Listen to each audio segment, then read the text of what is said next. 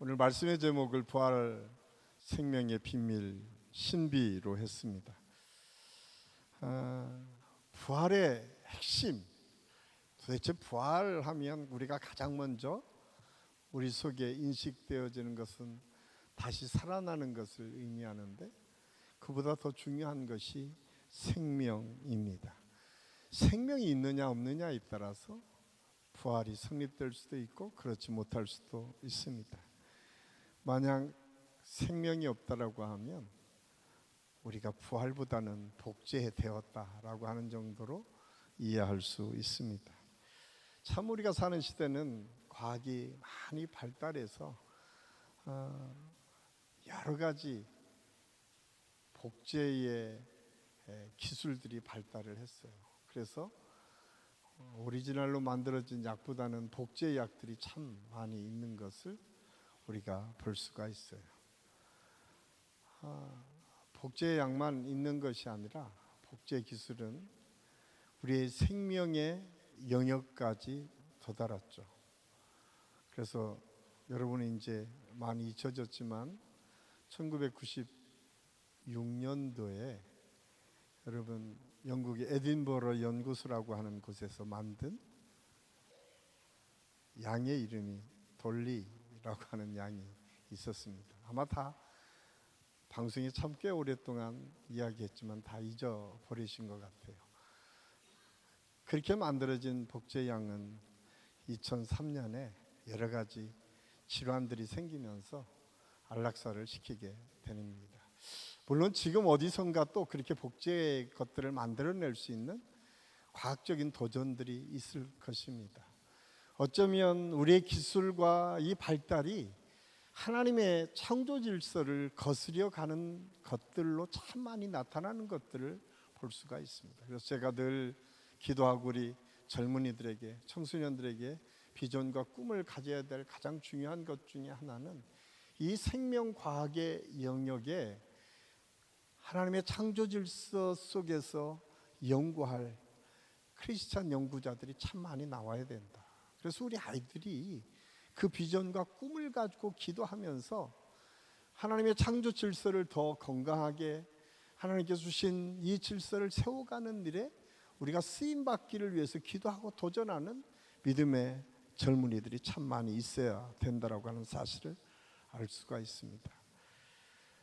아무리 인간이 그렇게 복제를 성공할 수 있을 정도로, 그리고 마치 이제 인간의 수명들이 길어져서 여러 가지 질병과 치료를 통해서 우리가 100살을 사는 시대를 지금 살아가고 있지만, 여전히 우리가 알지 못하는 이 세계의 생명의 영역은 무수히 많다라고 하는 것을 부정하기 어렵습니다. 많은 부분에서 생명의 신비를 밝히기 어려운 점이 더 많이 있다는 거예요.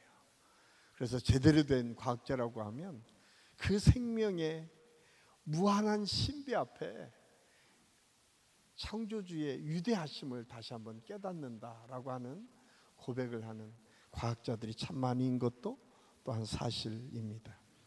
인간이 도저히 설명하기 어려운 생명의 신비들이 존재한다는 것이죠. 그러기에 우리는 그 생명 신비에 감춰진 비밀들을 여러 가지로 발견하게 되는데, 사실은 이 세계 과학의 역사든 문화의 역사든 이 세계 역사에 가장 많은 공로를 한 것이 무엇인가? 성경책이에요. 여러분, 우리가 시편에 있는 너희가 별 사이에 숨을지라도 내가 거기에서 끌어내겠다라고 하는, 그때 당시에 별을 어떻게 간다라고 생각을 했겠어요. 그런데 성경에 그런 표현을 그때 썼어요. 그런데 지금은 별 사이를 왔다 갔다 하잖아요. 정말 상상할 수 없는 이야기죠. 그때 이 세계의 사고, 과학적 사고는 어느 정도인가, 지구는 평평하다라고 하는 것이 모든 인류를 지배했을 때에 성경은 그 별 사이에 있는 그 순간까지 하나님께서 찾아서 끌어낼 것이다 라고 하는 말씀을 성경이 기록하고 있어요. 제가 언젠가 말씀을 했지만 우리 예수님이 갑자기 나타났다 없어졌다 하는 것이 매트릭스를 통해서 이렇게 요즘 표현되고 있는 것들을 보면 우리가 상상할 수 없는 이 상상력이 성경 안에서 얼마나 많이 주어졌는지 모릅니다. 왜냐하면 성경은 하나님께서 직접 하나님의 사람들을 통해서 들려졌고 그들이 깨닫고 느낀 것들을 증언하고 설명되어지면서 이 세계를 어떻게 하나님께서 이끌어 가시는지를 보여주신 책이기 때문에 그렇습니다. 지금도 그래서 성경은 여전히 우리에게 영적인 유산이고 하나님의 은혜를 체험할 수 있는 아주 중요한 지름길임을 알 수가 있습니다. 저는 오늘 말씀을 준비하면서 우리 믿음의 사람들이 부활 이후에 믿음을 우리가 어떻게 지켜나가고 생명의 신비가 어떻게 하나님의 역사 속에서 이루어지는지를 깨닫고 또 그 사실을 깨달았던 사람이 바로 사도 바울인데, 사도 바울은 예수님을 만나고 그 일생에서 일어나는 일상의 삶 속에서 일어난 생명의 신비들에 대해서 표현하고 있는 것을 볼 수 있습니다.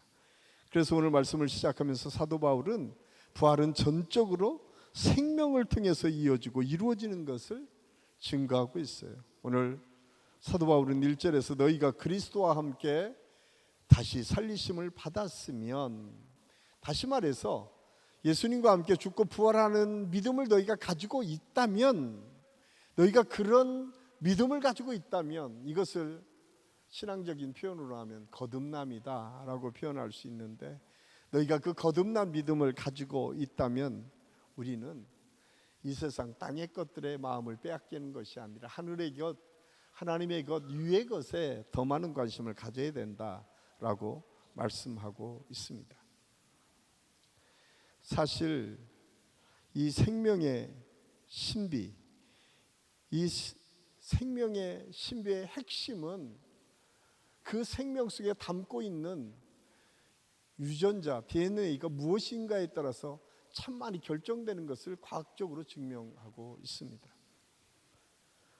그러기에 우리가 예수 그리스도의 생명을 우리가 가졌다라고 하면 우리는 우리 안에 예수 그리스도가 심겨놓은 DNA와 유전자가 있어야 돼요. 그런데 우리는 겉의 모습은 복제한 돌리처럼 그리스도인의 모습을 갖고 있지만 우리 안에 채워진 것이 세상적인 것이라고 하면 아무리 그리스도인의 모습을 가졌다고 하더라도 나타나는 것은 세상적인 것이 나타날 수밖에 없는 것을 우리는 알아야 됩니다. 초대 기독교 역사에서 사도 바울 이후에 가장 위대한 신학자 중에 한 사람이 성 어거스틴이라고 전해지는 아우구스티누스입니다. 성 어거스틴, 그 사람은 이 중세 초대 기독교의 중세기의 가장 중요한 신학적인 역사들을 가장 많이 정리한 사람 중에 한 사람입니다. 아마 이 아우구스티누스는 무엇보다도 그 어머니 모니카가 그 젊은 시절 방황했던 그 아들을 놓고 기도함으로 그가 위대한 신학자로 거듭날 수 있었던 그런 축복의 사람으로 더 많이 알려져 있습니다. 조심해야 될 게 아우구스티누스와 아우구스투스를 우리가 분별을 해야 돼요. 아우구스투스는 로마의 황자고 아우구스티누스는 성 어거스틴의 이름, 거의 비슷해서 우리가 헷갈릴 수 있는데 여기 성 어거스틴을 얘기하고 있습니다. 성 어거스틴은 우리가 잘 아는 것처럼 참회록, 고백록이라고 하는 책을 통해서 철저하게 하나님 앞에 회개하는 것을 증명한 사람으로 가장 많이 알려져 있습니다. 그런데 그가 그렇게 뛰어난 믿음을 갖기 전에 그는 이방 종교를 가졌던 아버지와 예수님을 잘 믿는 어머니 모니카 사이에서 태어나서 언제나 그는 방황했습니다. 젊은 시절에는 정말 우리가 생각하는 것보다 훨씬 더 난잡한 생활이 그 속에 이루어졌는 것을 볼 수가 있어요. 그럼에도 불구하고 그 아들을 포기하지 않고 어머니 모니카는 끊임없이 그 아들에게 기도하면서 도전합니다. 그런데 그가 나중에는 위대한 신학자가 되었지만 그가 그 정도 수준이 아니고 이제 그래도 나는 그리스도인이다 라고 생각할 때쯤이었던 것 같습니다. 그가 하루는 꿈을 꿨어요. 근데 꿈을 꿨는데 그 꿈에 자기가 죽어서 지금 천국에 갔습니다. 근데 천국에 가서 천사가 딱 들어가려고 하니까 물어요. 너는 누구냐? 그러니까 저는 이 땅에 있었던 그리스도인 아우구스티누스입니다 라고 이렇게 물끄러미 쳐다보는 거예요. 그러더니 그가 아주 무서운 말을 하는 것 같아요. 아, 그래, 너는 그리스도인이라고 얘기하지만 너는 그리스도인이 아니야. 네가 겉모양에는 그리스도인인 것처럼 보여져서 이야기하고 있지만 네 생각과 너의 채워지고 있는 모든 것은 키케로의 생각을 그대로 담고 있어. 이 키케로는 사실 그가 젊은 날에 가장 존경했던 철학자, 로마 시대의 중용의 도리를 통해서 새로운 시대를 준비했던 철학자 중에 한 사람이 키케로인데 그 키케로의 사상을 이 아우구스티누스가 가장 많이 인용했고 많이 깨달았다는 거예요. 그래서 그는 깜짝 놀랐다는 거예요.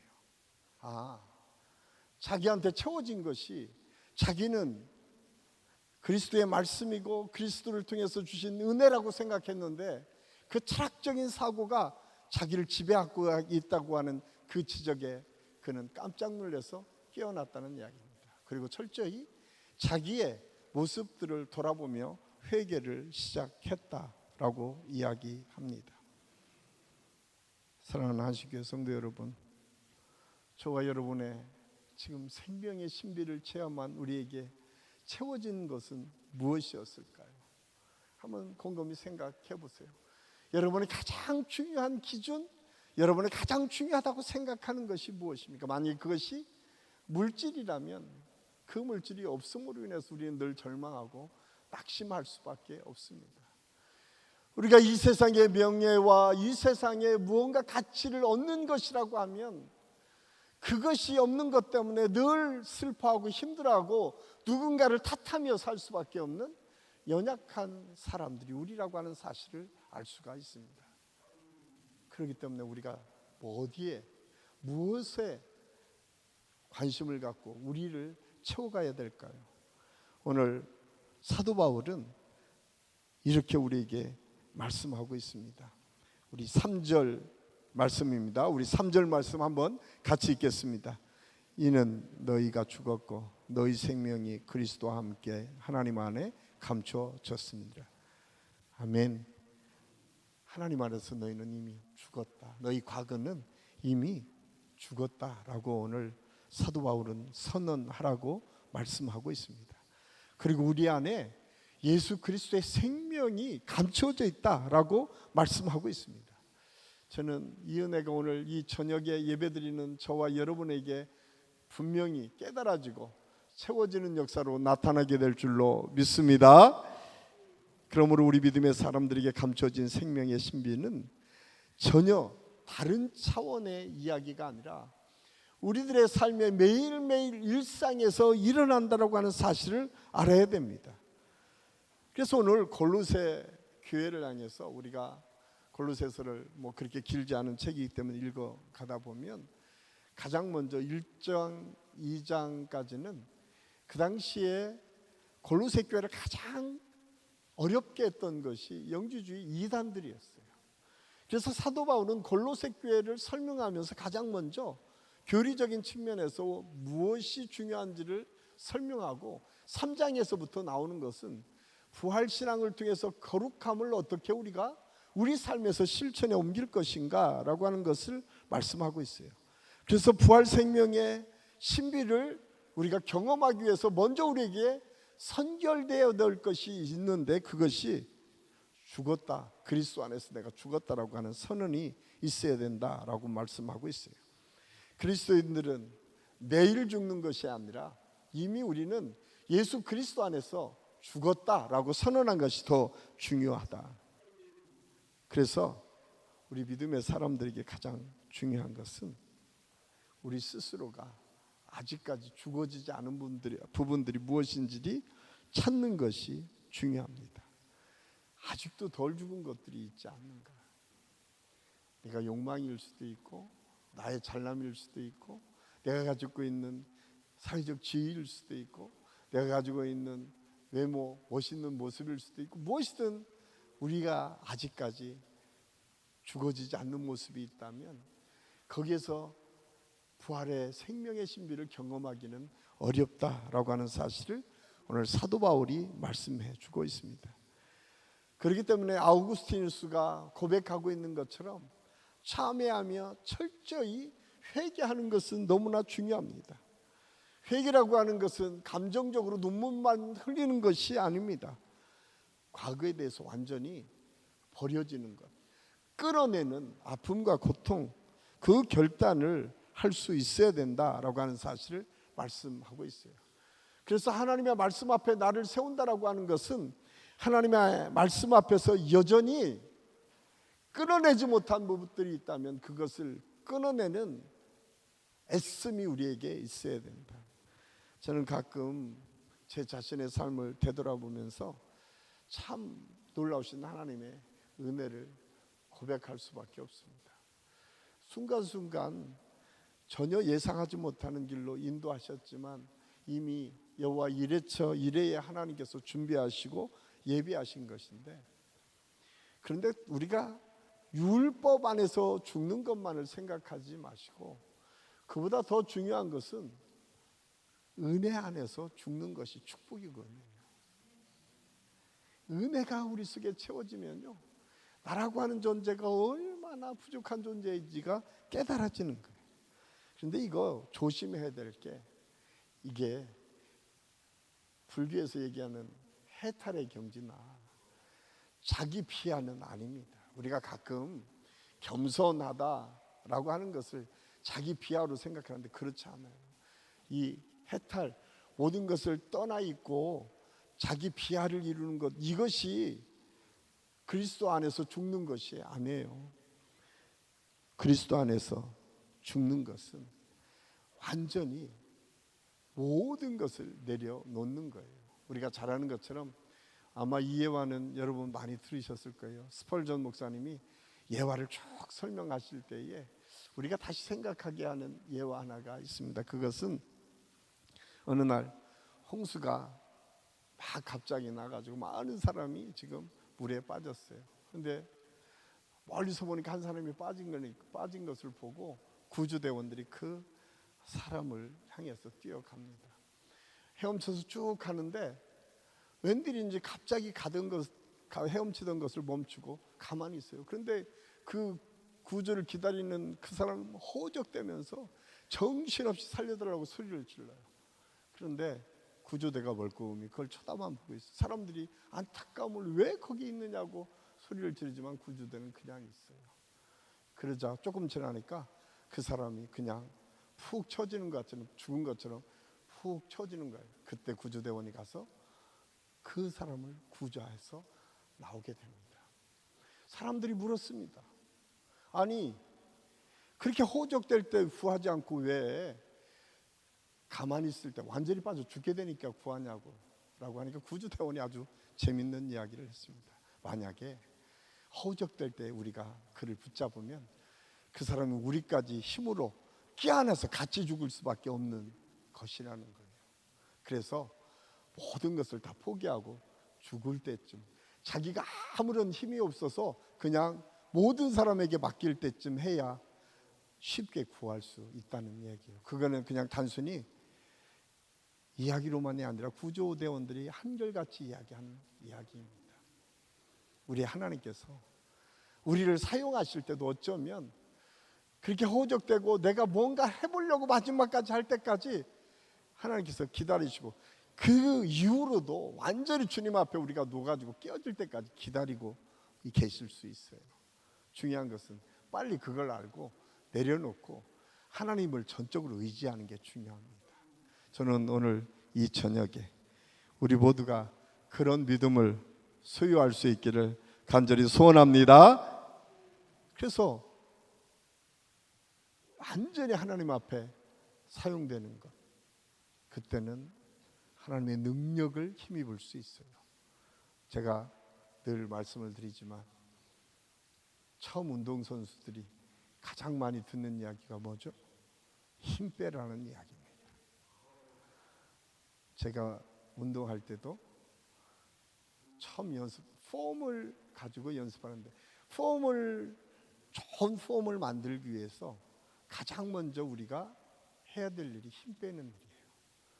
그래서 코치가 이렇게 보여줄 정도로 폼을 딱 잡을 때 힘을 빼지 않으면 아무리 코치가 폼을 만들어 주려고도 절대 만들어지지 않는 거예요. 혹시 우리가 신앙생활하면서 지금 그러고 있지는 않습니까? 이런 믿음의 사람들을 향해서 사도 바울은 갈라디아서 2장 19절에 이렇게 말씀하고 있습니다.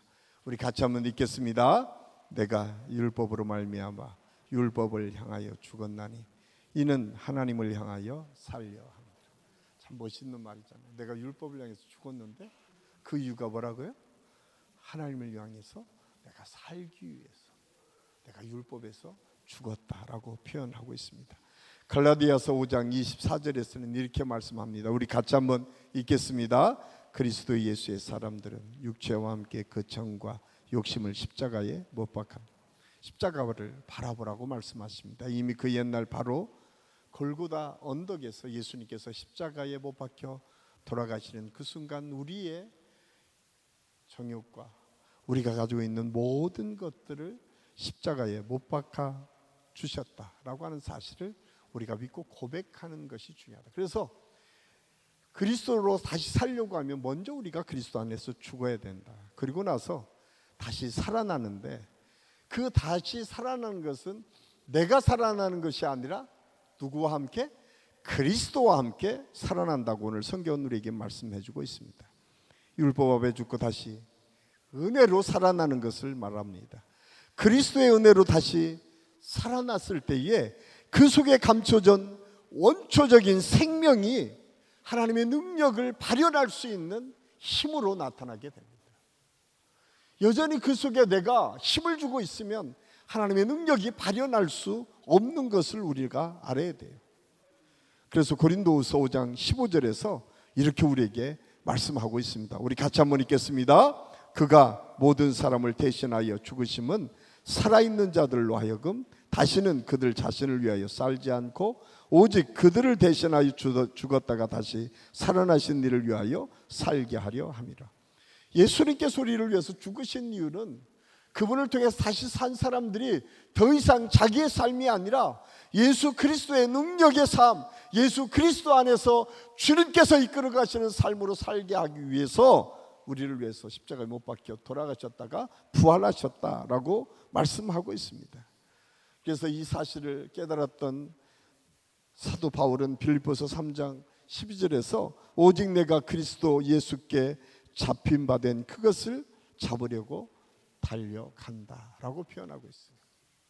그러면서 표대를 향하여 하나님께서 주시는 상급인 그 표대를 목표로 살아갈 것이다라고 고백하고 있습니다.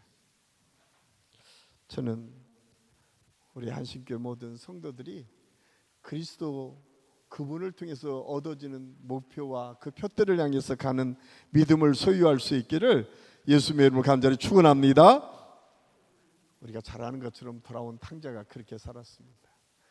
탕자가 젊은 날에는 자기 주장만 하고 자기 권리만 했었지만 그 다음에 돌아와서는 철저하게 아버지의 뜻에 맞춰가는 삶을 살았음을 알 수가 있습니다.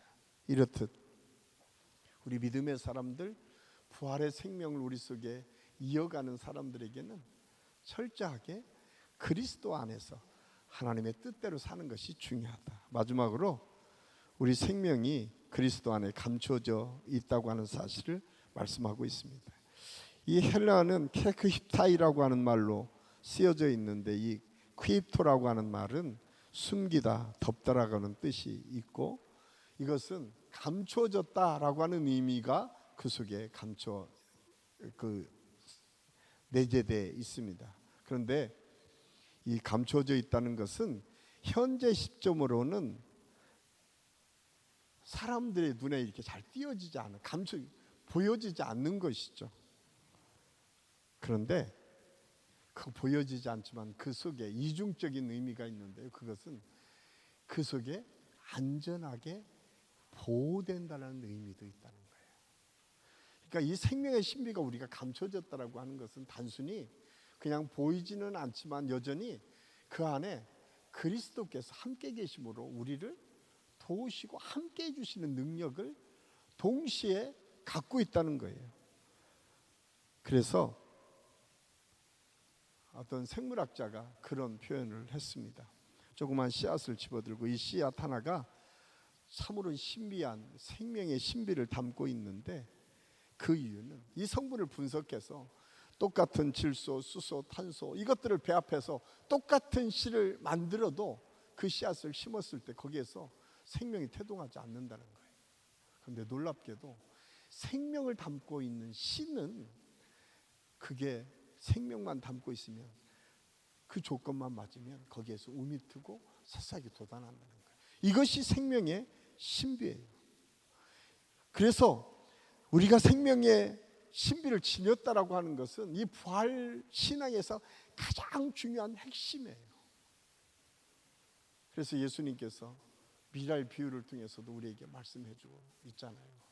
고린도전서 15장에서는 썩지 않을 씨로 된 믿음의 사람들의 부활의 미래를 예견하고 있습니다.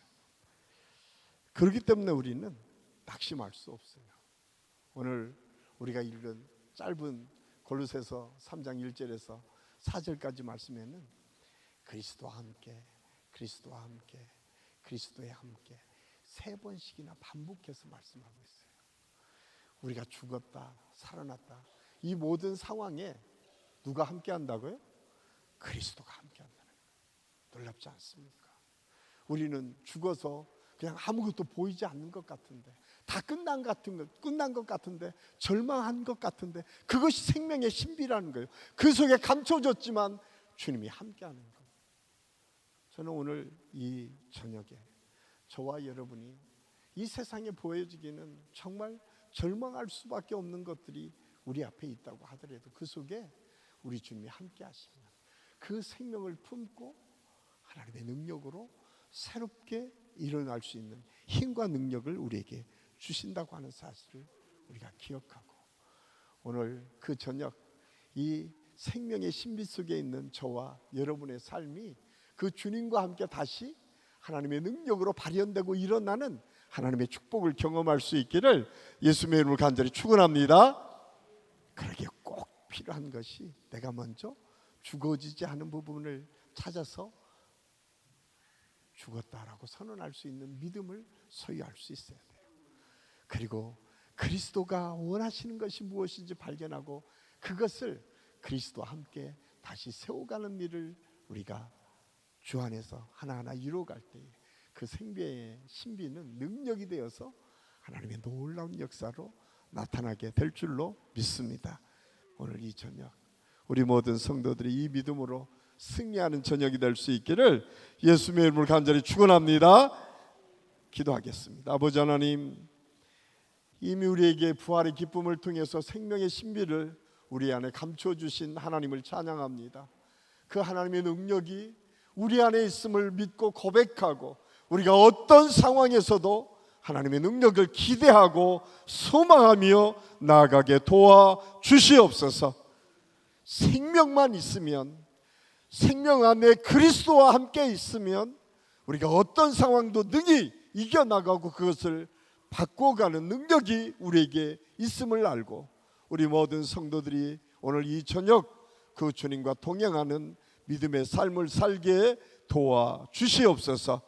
그래서 이 저녁 우리가 기도하며 그 하나님의 은혜와 능력을 체험케 하시고 전능하신 하나님의 능력이 우리 모든 성도들의 삶을 바꿔가는 은혜의 시간이 되게 도와주시옵소서. 예수님의 이름으로 감사드리며 기도하옵나이다. 아멘.